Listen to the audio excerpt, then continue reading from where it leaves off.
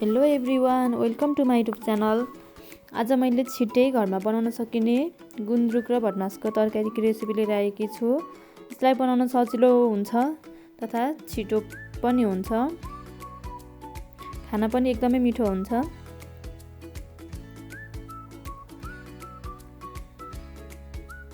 यसलाई बनाउनको लागि सुरुमा मैले भटमासलाई लिएँ, त्यसै गरी अदुवा लसुनको पेस्ट र काटेर राखिएको टमाटर, त्यसै गरी मसिनो गरी काटेको प्याज र मैले गुन्द्रुकलाई धोएर राखेकी छु।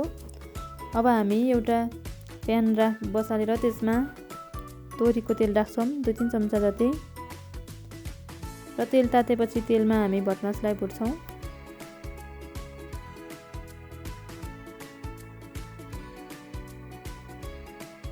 भटमास भुटेर हल्का रातो रातो हुन्छ, त्यसपछि हामी यसलाई निकाल्छौँ।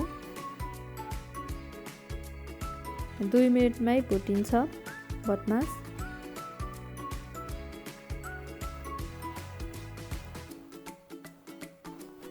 त्यसै गरी हामी यसलाई निकालेर यसै प्यानमा यही तेलमा हामी मेथीलाई फुराउँछौँ थोरै, त्यसै गरी ज्वानोलाई फुराउँछौँ।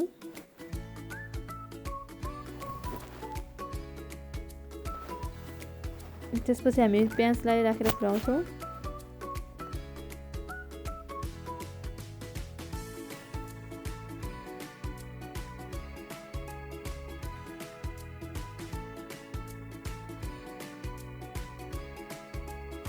र सुकेको खुर्सानीलाई पनि राखेर फुराउँछौँ।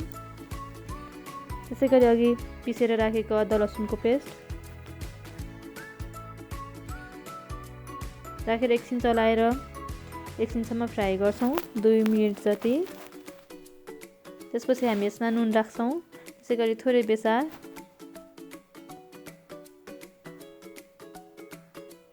अघि काटेर राखेको टमाटर राख्छौँ र हामी यसलाई नचलाइकन छोपिदिन्छौँ। चलाएर 2 मिनटपछि निकाल्छौँ हामीले प्लेटलाई र यसलाई फेरि मजाले चलाउँछौँ। हामीले टमाटरलाई यसरी नै चलाउँदै सानो ग्यास लगाएर पकाउनुपर्छ।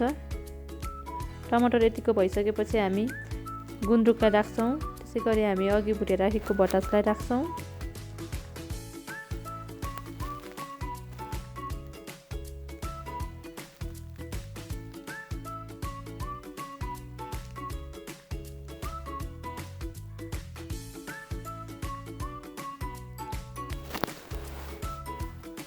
अब हामी एउटा कोदोको पिठो अथवा चामलको पिठो, हजुरहरूसँग आटा अथवा जेको पिठो छ त्यसलाई 1 चम्चा पिठोमा थोरै पानी राखेर घोल्छौँ र यसलाई राखिदिन्छौँ, जसले गर्दा हाम्रो गुन्द्रुकको झोल बाक्लो हुन्छ।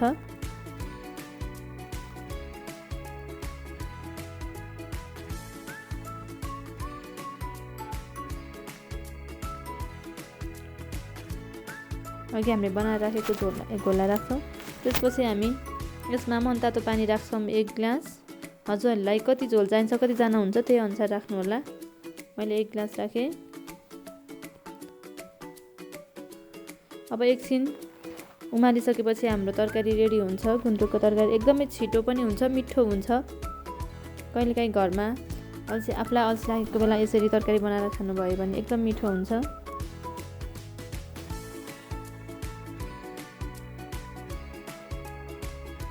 तयारी भइसकेको छ हाम्रो गुन्द्रुकको तरकारी र हामीले